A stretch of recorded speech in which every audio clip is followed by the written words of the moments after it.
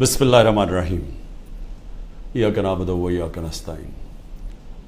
میرے پاکستانیوں، ابن خلدون جو دنیا مانتی ہے کہ جو ماڈرن ہسٹری ہے، جو جس طرح ماڈرن تاریخ لکھی گئی، اس کو باپ مانتے ہیں کہ وہ سب سے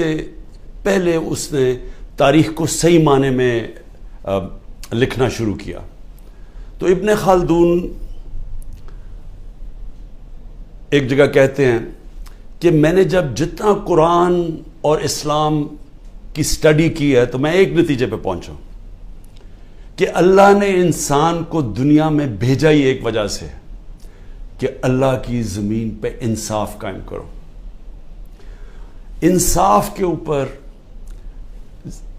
آپ کوئی بھی دنیا کا معاشرہ لے لیں،